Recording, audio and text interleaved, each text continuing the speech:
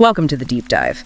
Today, we're taking a look at something a bit different. We're exploring these, personal stories, accounts people have shared about really unsettling, sometimes downright scary things that happened to them, and the setting. The drive-in movie theater, a place you usually think of for, relaxed fun, right? Exactly. Yeah. Not typically a place you associate with genuine fear. Right. So we've gathered a bunch of these experiences, these moments where a chill night watching a movie just flipped, became something else entirely. And our goal here isn't just to retell spooky stories. We want to kind of dig into what makes the drive-in itself maybe prone to this stuff. What is it about being in your car in the dark with all these other people nearby but still sort of isolated? What makes it a stage for fear sometimes? We're going to unpack these stories. And see what patterns or unique elements emerge. These individual accounts, even if they're just anecdotes, can shine a light on how these spaces function emotionally, how they can foster these unsettling feelings. All right, let's get into the first one. This person shared the story happened years ago. They were at a drive-in, pretty popular local spot with their girlfriend, Ginny, Saturday night. They even think the movie might have been House on Haunted Hill. So, setting the mood already. Classic horror backdrop. Totally. Anyway, at some point, the narrator needs the restroom. It's located at this fuel station right next door to the drive-in lot, not far. So they leave Ginny in the car, pop over, do their thing, head back, just a few minutes. And that small moment, leaving the car, that's where everything changes. It highlights how quickly the situation can shift. It really does, because they get back to the car and, Ginny's not there. And sitting in her seat is another girl, someone they've never seen before. Just there. Just there. Yeah. So naturally, the first thought is, okay, this is a prank.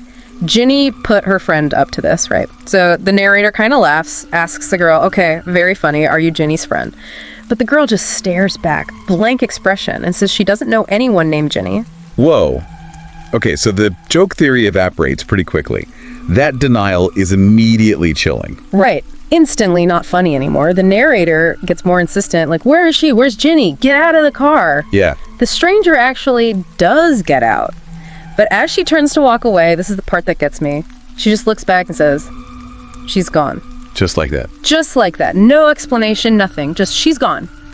And then she walked off, and the story ends with the narrator saying Ginny was never seen again. Still missing, all these years later. Wow. The abruptness is horrifying. She's gone. It's so final. So explain, it leaves this void. And it really speaks to that paradox of the drive-in, doesn't it? You're surrounded by people, but you're in your own little metal box. Something like a disappearance, an impossible replacement, can happen almost invisibly within that bubble. That suddenness, yeah, it's incredibly unsettling. Okay, shifting gears a bit, this next story involves a different kind of fear, more immediate threat. It's from a family, a couple with their 2-year-old son.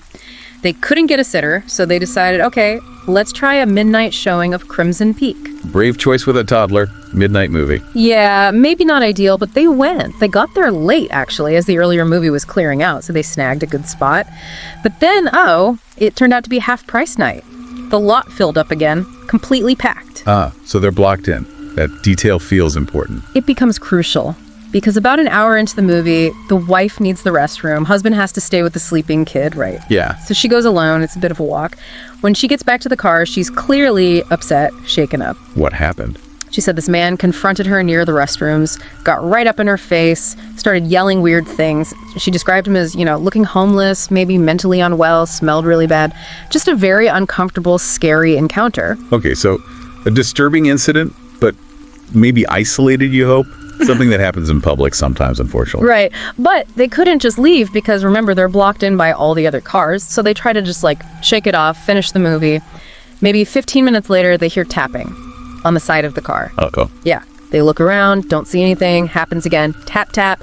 Husband gets out, does a quick walk around the car. Nothing there. So they're getting back in, thinking maybe it was just, gravel hitting the car, something random. And that's when the wife just lets out this blood-curdling scream. The narrator said it was the most shrill scream he'd ever heard. What did she see? She was looking at the back window where their son was sleeping. And the man, the same man from the restroom, he was hunched down right behind their car, staring intently through the back window, right at their sleeping son. Oh, that is terrifying. The shift from a random, unpleasant encounter to something targeted, aimed at their child. and being trapped there, blocked in. That feeling of helplessness, of vulnerability when your child is threatened, that's primal fear. The drive-in layout, the rows of cars, becomes a cage in that moment. Absolutely. He apparently saw them see him and just took off running. They didn't wait. They just managed to get out of there as fast as they could, and needless to say, never went back to that drive-in. Okay, so the next one involves a couple who went to the drive-in a lot. They were regulars, always tried to get the front row spot. This time, they're there for a double feature. Got there early, got their snacks, settled in, all normal. Pretty early on, though, they hear this sound. Like a rock hitting the side of their truck. They kind of look around, don't see anything, figure maybe something flew up from the gravel lot, dismiss it. Annoying, but maybe explainable. Exactly. But later, during the movie, they start hearing something weirder, a heavy dragging sound. And it seems to be coming from underneath their truck. Okay, that's immediately much creepier. Yeah. The unseen element, something right beneath you. Yeah, you can't see it, right? You're hesitant to get out in the dark to look.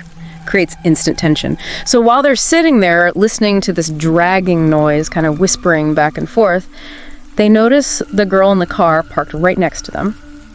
She's looking over at them, and she looks concerned. She catches their eye and motions for them to roll down their window. Oh, wow. So someone else notices something's wrong. Yes. They roll it down, and she immediately leans over and whispers, like really urgently, "There is somebody under your truck." Oh, my God. Confirmation of your worst fear in that moment. Totally. The narrator said it was like that childhood fear, monster under the bed, but this was real, under their truck, in public. His girlfriend was understandably freaking out. They tried calling the drive-in office on their cell, told them what the neighbor said, and the office said they'd send someone over to check it out. But before any staff showed up, they hear more noise under the truck, a bit more scrambling maybe. And then, this girl crawls out from under their truck, wearing a dress. Crawls out. That's bizarre. Just the act of crawling out from under a vehicle is so inherently strange. It gets stranger. She stands up, and then she starts walking backwards towards the giant movie screen.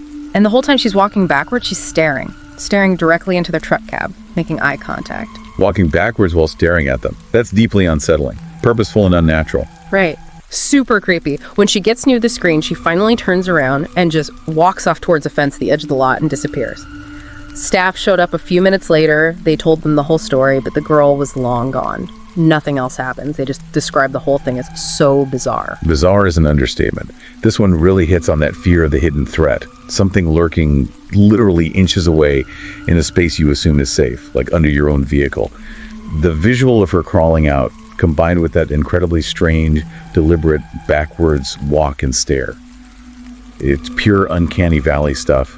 Makes the familiar space deeply weird and threatening. Yeah, that image walking backwards towards the screen really sticks with you. Okay, this next account, it feels like it escalates in a really terrifying way. This is from a teenager's perspective. They'd just had their wisdom teeth out, feeling miserable. Their mom decided to take them to the drive-in for a double feature, try and cheer them up. Nice mom. Trying to distract them. Totally. So they park, watch the first movie. After it ends, this really beat-up looking black Honda parks right behind them. Only has one working headlight. During the second movie, the Honda just leaves its right turn signal on, blinking for like 5 minutes straight. Blink, blink, blink. It's driving the teenager nuts, especially feeling groggy from the dental work. So the mom, getting annoyed too, decides she'll just politely ask them to turn it off. Uh-oh. That initial interaction. Yeah. Sometimes that's all it takes. Yeah, seems like it here. Mom comes back to the car pretty rattled. She said when she tapped on the guy's window, he rolled it down, looked like he was maybe high or something, and just really aggressively told her to F off and mind her own business. Mom was really upset by it, not used to that kind of hostility. It basically ruined the rest of the movie for them. Okay, so an unpleasant confrontation, but then it ends, right? That's what they thought. Yeah. Movie finishes, they head home. About halfway there, they notice black Honda, one headlight. Following them, they take a right, Honda takes a right, they take a left, Honda takes a left. Every turn they make to try and lose it, the car stays right behind them. They're starting to properly panic now, trembling, and neither of them has a working cell phone. This was a while ago, apparently. That helplessness, the fear moving from the public space of the drive-in, now it's pursuing them, invading their journey home. Yeah. That's a serious escalation. They're desperate. They decide, okay, drive past our house, don't let them see where we live.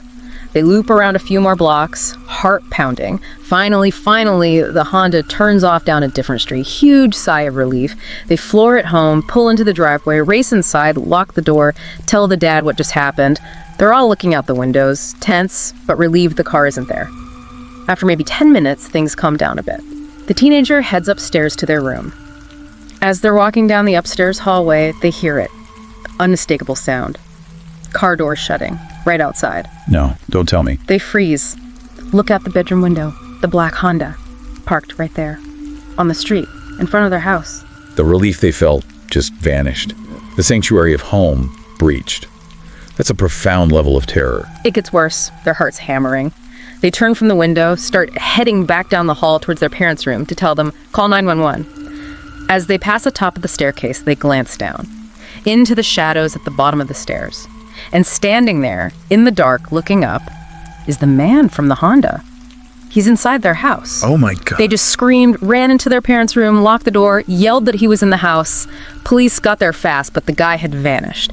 They filed a report, obviously terrified. The next day, the sheriff calls them. They found the guy, picked him up about an hour after the incident, and the sheriff told them, when they arrested him, he had a long butcher knife on him. Wow. That confirms the absolute worst fears. This wasn't just road rage or being creepy. This was potentially deadly intent.